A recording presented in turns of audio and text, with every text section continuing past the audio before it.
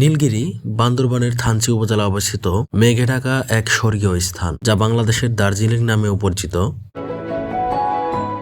যেখানে মেঘ ছুঁয়ে দেখা যায় দিগন্ত বিস্তৃত সবুজে মোড়া পাহাড় আর সাঙ্গু নদীর আঁকাবাঁকা দৃশ্য মনোমুগ্ধ করে। বিশেষ করে শীতের কুয়াশা ও বর্ষার মেঘে ঢাকা রূপ যে কোনো পর্যটককে দেবে এক অবিস্মরণীয় অনুভূতি, যা আর্মি পরিচালিত নীলগিরি হিল রিসোর্ট ও উপজাতীয় সংস্কৃতির মেলবন্ধনে এক অসাধারণ অভিজ্ঞতা প্রদান করে। সবুজ পাহাড়ের বুক চিরে এঁকে বেঁকে চলা সাঙ্গু নদীর দৃশ্য এবং উপজাতীয় গ্রামগুলোর রঙিন জীবনযাত্রা এখানকার অন্যতম আকর্ষণ। যাওয়ার পথে চাঁদের গাড়ি বা জিপে চড়ে এবং সবুজ প্রকৃতি দেখতে দেখতে চলা এক অসাধারণ ভ্রমণ। Hello brother from another mother, আমাদের বান্দরবান ভ্রমণে দ্বিতীয় এপিসোডে সবাইকে স্বাগতম। বান্দরবান প্রথম এপিসোডে আপনারা দেখেছেন আমরা সকাল হওয়ার জন্য অপেক্ষা করতেছি, আর এখন বান্দরবান 0 পয়েন্ট থেকে একটু সামনে সাঙ্গু নদীর ওপর অবস্থিত ব্রিজের উপর দাঁড়িয়ে আছি। সেই অন্ধকার কেটে গিয়ে চারপাশের প্রকৃতি স্পষ্ট হতে শুরু করেছে। বান্দরবান ভ্রমণের সবচাইতে সুন্দর একটা দিক হচ্ছে এখানে আসার পর আপনি যেদিকেই তাকাবেন না কেন সব দিকে শুধু পাহাড় আর পাহাড় দেখতে পারবেন। যেহেতু এখন ভোর হয়ে গেছে, তাই আমাদেরকে চাঁদের গাড়ি ঠিক করার জন্য সামনের দিকে এগিয়ে যেতে হবে। 0 পয়েন্ট থেকে একটু সামনে হাঁটলেই বান্দরবান পৌরসভা।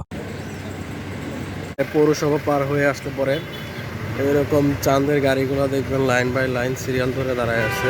চাঁদের গাড়ি মেলা লেগেছে সকাল সকাল, এখানে ভ্রমণ করে আসে সব মানুষ একত্র হয়েছে, সবাই যার যার মতো চাঁদের গাড়ি হায়ার করতেছে।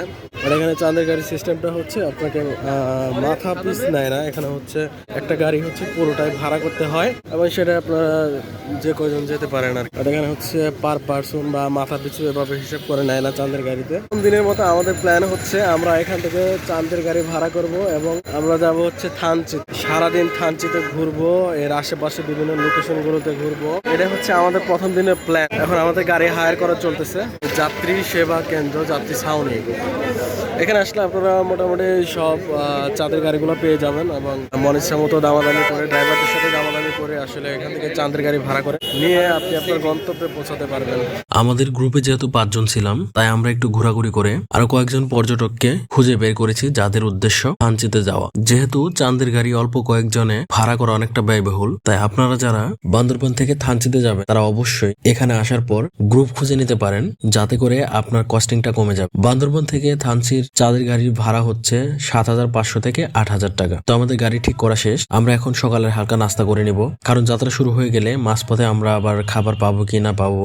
সকালের নাস্তাটা এখানকার একটা সাদামাটা হোটেলেই করে নেই আমরা, একদম ঝুপড়ির মতো একটা হোটেল। তবে এখানকার খাবারের মান অনেক ভালো এবং দামটা অনেক রিজনেবল। তো আমাদের খাওয়া দাওয়া শেষ, আমরা এখন থানচির উদ্দেশ্যে রওনা দিব।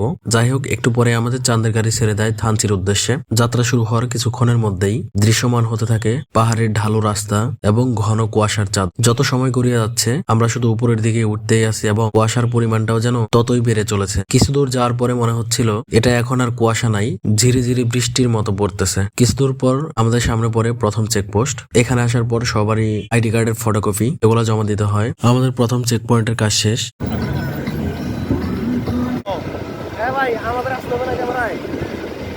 ভাই আমি কই গেলি? আপনি হারাই গেছেন। না হবে না, তাহলে কিন্তু আমার ফোন দিয়ে কিন্তু করবো ভাই। মেঘের উপরে ভাই, আমরা মেঘের উপরে ভাই। ভাই শিয়াব ভাই, ভাই আপনারা বাসায় থাকেন, আমরা মেঘের উপরে ভাই। আপনারা বসিলায় থাকেন, আমরা মেঘের উপরে। তো এইভাবেই ঘন মেঘকে পাশ কাটিয়ে উঁচু উঁচু পাহাড়ের ঢালকে বেয়ে আমরা চলে আসি দ্বিতীয় চেক পয়েন্টে। বরাবরের মতো এখানেও আমাদেরকে এনআইডি কার্ডের ফটোকপি দিতে হয়। বিষয়টা আপনাদের কাছে হ্যাসেলের মনে হলেও এটা মূলত আমাদের নিরাপত্তার জন্যই করা হচ্ছে। এটি হচ্ছে ওয়াই জংশন আর্মি ক্যাম্প, আর এটি হচ্ছে নীলগিরি যাওয়ার শেষ চেকপোস্ট। তো আমাদের দ্বিতীয় চেকপোস্টের কাজও শেষ। এখন নীলগিরি যেতে আমাদের আর কোনো বাধা নেই। আমাদের যাত্রা পুনরায় আবার শুরু হয়। উঁচু উঁচু পাহাড়ের গা বেয়ে উঠতে উঠতে আমরা এখন মেঘের উপরে চলে এসেছি এবং রোদের দেখাও পেয়ে গেছি। এই পাহাড়ি রাস্তাগুলো আঁকা বাঁকা, উঁচু নিচু এবং রোমাঞ্চকর, যা প্রকৃতিপ্রেমী ও দুঃসাহসিক পর্যটকদের আকর্ষণ করে। এই রাস্তাগুলো যোগাযোগ ও পর্যটনের মূল কেন্দ্র, যেখানে বৈচিত্র্যময় ক্ষুদ্র নিগোষ্ঠীর জীবনযাত্রা ও প্রাকৃতিক সৌন্দর্য উপভোগ করা যায়। বান্দরবানের পাহাড়ি এই রাস্তাগুলো কেবল যাতায়াতের মাধ্যম নয়, বরং নিজেই একটি পর্যটন আকর্ষণ যা আপনাকে প্রকৃতির কাছাকাছি নিয়ে যায়। অবশেষে আমরা চলে আসি নীলগিরিতে। Welcome to Nilgiri. লালগিরি ভাই, তো সেই জিমাইতে আসলেন বস। ঘুম কাটে নাই বস আপনার? রাকিব ভাই, এখন আমরা হচ্ছে নীলগিরিতে যাব। নীলগিরির ভিউ পয়েন্ট থেকে আমরা কি পাহাড়ের ন্যাচারাল বিউটি সেটাকে আজকে দেখবো। তবে নীলগিরিতে প্রবেশের জন্য আমাদেরকে পার পার্সন টিকিট কাটা লাগবে এবং টিকিট মূল্য হচ্ছে 100 টাকা করে। আমরা টিকিট কিনে ফেললাম। নীলগিরি ভিউ পয়েন্টে বেশ কিছু জায়গা আছে যেখান থেকে খুব সুন্দরভাবে পাহাড়কে উপভোগ করা যায়। ভিডিওর শুরুতেই বলেছি এই নীলগিরি হচ্ছে বান্দরবনের এক স্বর্গীয় পর্যটন কেন্দ্র, যা বাংলাদেশের দার্জিলিং নামে খ্যাত। কারণ এর 2200 ফুট উচ্চতা থেকে মেঘেদের খেলা দেখা যায়, যেখানে সবুজে ঘেরা পাহাড় আর দিগন্ত বিস্তৃত আকাশ মিলে এক মায়াবী পরিবেশ তৈরি করে, যা পর্যটকদের মন কেড়ে নেয় এবং প্রকৃতি প্রেমীদের অসাধারণ অভিজ্ঞতা প্রদান করে। চারিদিকে শুধু সবুজ আর সবুজ, যা চোখে শান্তি দেয় এবং মনকে সতেজ করে তোলে। সমুদ্র পৃষ্ঠ থেকে অনেক উঁচুতে অবস্থিত হওয়ায় নীলগিরির চূড়া থেকে মেঘকে হাতের নাগালে পাওয়া যায়, যেন মনে হয় মেঘেরা পাহাড়ের ভাজে ভাজে খেলা করছে। আমাদের নীলগিরিতে 30 মিনিট সময় কাটানো শেষ। এখন আমরা কি মেইন গন্তব্যের উদ্দেশ্যে আবার কি গাড়ির কাছে চলে যাব। আমাদের মেইন গন্তব্য হচ্ছে থানচি। পাহাড় দেখছেন নাকি? ইন্ডিয়া পাহাড় একদম খাড়া ঢাল। তো আমরা চলে আসছি নীলগিরি মেন পয়েন্টে, এখন বের হয়ে যাচ্ছি। বর্তমানে নীলগিরি মেন পয়েন্টে আসলে পর্যটকদের ভিড় মানে অভাবনীয়। একবার নিয়ে যাই। তো আমরা এখন থানচির উদ্দেশ্যে রওনা দিই। মিষ্টি হবে? জাম্বুরাকে মিষ্টি হবে? মিষ্টি টক না ভাই? কেমন লাগতেছে ভাই? জাম্বুরা কেমন লাগতেছে? লবণ মরিচ দেন। ওই লবণ মরিচ নেন ভাই, লবণ মরিচ দিয়ে বেশি মজা। দেন মিক্স করে দেন। না, কানের দুল খুব সুন্দর। কানের দুল? হ্যাঁ হ্যাঁ, কানের দুল অনেক সুন্দর। লবণ মরিচ কই? মরিচ দেন একটু, মরিচ। মরিচ কি ঝুমের না? ঝুম চাষের? হ্যাঁ হয়েছে। মিক্স করেন হ্যাঁ।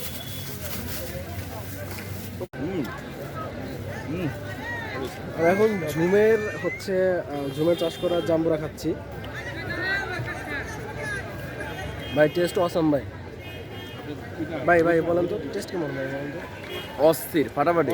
তা আমাদের সময় শেষ। এখন আমাদের যাত্রা শুরু হবে থানচির উদ্দেশ্যে। নীলগিরি থেকে থানচির রাস্তাটি মূলত বান্দরবান চিম্বুক থানচি সড়ক, যা আঁকাবাঁকা উঁচু নিচু পাহাড়ি পথ এবং মেঘে ঢাকা থাকে। এই রোমাঞ্চকর পথে তাদের গাড়ি বা প্রাইভেট করে যাওয়া যায়, যা মন মুগ্ধ করা সবুজ প্রকৃতি ও সাঙ্গো নদীর দৃশ্য দেখায় এবং বর্ষায় মেঘের খেলা দেখা যায়। যাত্রাপথে আবারও শুরু হয় সেই উঁচু নিচু আঁকাবাঁকা পাহাড়ি রাস্তা এবং বিশাল বিশাল পাহাড়, যা দৈত্যের মতো শুয়ে আছে। এই মনোমুগ্ধকর দৃশ্য দেখতে দেখতে আমরা চলে আসি বিজিবি ক্যাম্পের কাছে। এটি হচ্ছে বীর বিক্রম আরবালি গেট। এখানে আসার পর আমাদেরকে মোটামুটি 2টা ফর্ম ধরিয়ে দেওয়া হয়। ফর্মে সমস্ত ইনফরমেশন লিখতে হয় এবং প্রত্যেকের এনআইডি কার্ডের ফটোকপি জমা দিতে হয়। তো এখানেও আমাদের চেকিং শেষ। নীলগিরি থেকে থানচিতে যাওয়ার পথে এই একটি মাত্র বিজিবি পোস্ট। তো পুনরায় আমাদের শুরু হয় থানচির উদ্দেশ্যে যাত্রা। এই উঁচু উঁচু পাহাড়কে পিছনে ফেলে আমরা চলে এসেছি থানচিতে। ও শেষে আমরা চলে আসলাম থানচিতে। এখন আমরা থানচিতে অবস্থান করতেছি। থানচির যে নদীর উপরে যে ব্রিজটা, সেই ব্রিজের উপরে আমি দাঁড়িয়ে আছি। ক্যামেরায় ভালোভাবে বোঝা যাচ্ছে কিনা জানি না। আমার পিছনের দিকটাতে একটা পাহাড়, মানে পানিতে শুয়ে থাকা কুমিরের মতো শুয়ে আছে আর কি। ভিউটা সেই লাগছে। তো এখন আমরা আসার আগে আমরা হোটেল বুক দিয়ে আসি না, আমাদের এখন থাকার ব্যবস্থা করা লাগবে। এদিকে আশেপাশে দেখে আমরা কোনো হোটেল ম্যানেজ করতে পারি কিনা বা অন্য কোথাও কোনোভাবে ম্যানেজ করা যায় কিনা এটার চেষ্টা করতেছি। অবশেষে আমাদের একটি হোটেল রুম ম্যানেজ হয়, তবে এর রেন্ট আকাশ ছোঁয়া। এখানে পার নাইটের জন্য আমাদের গুনতে হবে 3500 টাকা। কিন্তু হোটেল সংখ্যা যেহেতু কম, তাই বাধ্য হয়ে আমাদেরকে থাকতে হচ্ছে এখানেই। এখন ফ্রেশ হবো, খাবার দাবার করবো, দেন আমাদের নেক্সট প্ল্যান অনুযায়ী তো দ্বিতীয় পর্ব আমরা এখানেই শেষ করছি। আজকের ভিডিও এই পর্যন্তই। দেখা হবে নেক্সট ভিডিওতে এবং বান্দরবন ভ্রমণের 3য় এপিসোডে। সে পর্যন্ত সবাইকে ধন্যবাদ। Tata, bye bye. শুধু ভুঁড়ি দেখা যাচ্ছে। আপনার ব্লগ